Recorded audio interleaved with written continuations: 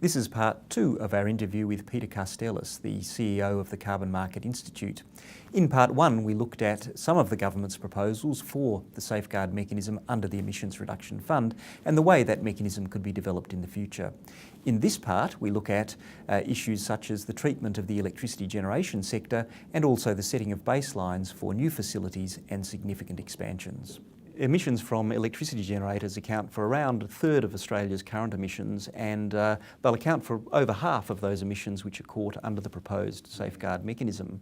Now, the consultation paper suggests that, unlike for other sectors of the Australian economy, electricity generators will collectively be responsible for keeping emissions from that sector below a sectoral baseline, which is to be calculated by reference to average industry emissions. In addition, as I read it, the consultation paper is saying if that sectoral baseline is exceeded, then there will be individual baselines imposed for those electricity generators that have a higher emissions intensity than average. And I think that the purpose of that is to therefore require those generators to contribute to the excess emissions above that sectoral baseline in relativity to their emissions. Now, can I ask you, Peter, is there any real reason for treating the electricity generation sector differently?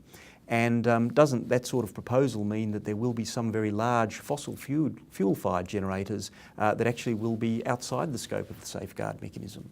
Yeah, look, I think there's any sector will make their case as to what the best way that they can be covered under any mechanism like this. The electricity sector has obviously done that. I think that there's the white paper, sorry, the consultation paper sets out a reason why they've treated the sector in that way, and that is that they articulate that the lower emissions generators may be discouraged from generating electricity if they exceed their threshold, and then that could be displaced by higher emission generators, which might have a perverse outcome. Yeah. Now, I'm not sure I completely understand that argument, but one of the things that I know, it's whatever generators bid in, it's a range of complex factors that determine that. But when you start looking at the electricity sector as a whole and effectively providing a special case for them, one of the outcomes could be that when the sector baselines are set, some emitters are emitting high intensity and over their threshold and not being penalised, and others are under, and you're averaging that out. That has implications then. If the threshold is exceeded, then it seems like, as you interpret it, all bets are off for the sector baseline. So I'm not sure that that's actually effectively sustainable, and to what degree the industry works together. And I suppose just a final point on that is that if we look at the sector baseline that was set as an average in that 5-year historical high period, we know that emissions are declining in terms of the sector baseline because of demand factors, and therefore it's unlikely that threshold is going to be hit. So is it really going to be effective? Is it actually going to be making any effective impact on what is, as you highlighted, the most significant emissions generating part of the economy? Yes, that's a fair point.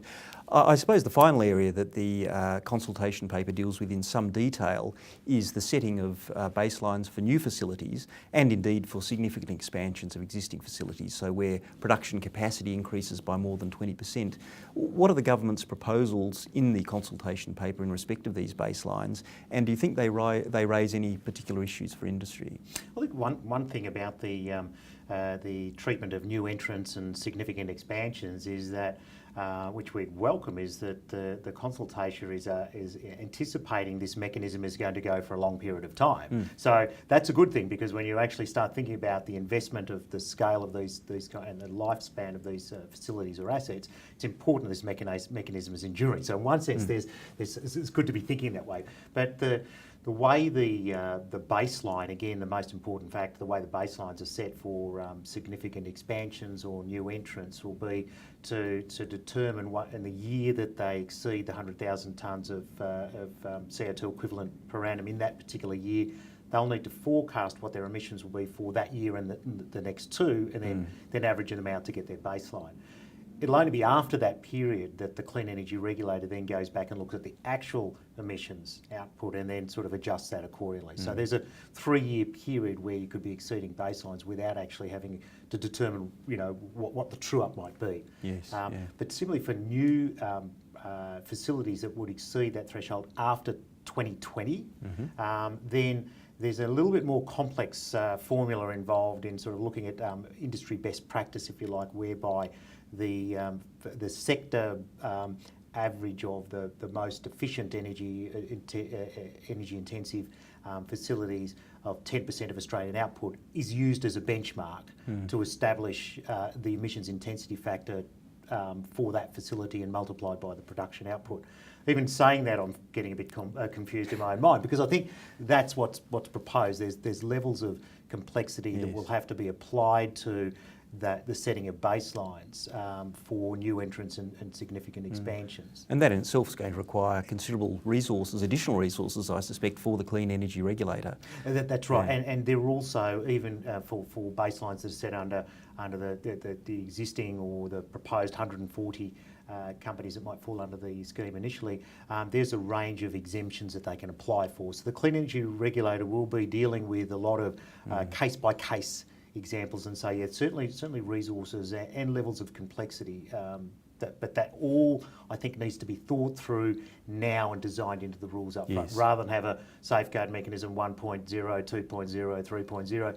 What industry doesn't need, and what I don't think anyone in the broader economy would support, would be to go back to the table multiple times. If this is going to be the scheme the government wants to put in place, getting the rules right, thinking about the long-term consequences, and having all in now, I think is really important. So there's a lot of work to be done before we get to October, when the rules are supposed to be finalised. That's right, and work done. You could probably read lobbying and that sort of thing as well. We'll go with it too. Well, thanks very much, Peter, for providing your very valuable insights onto this most topical issue.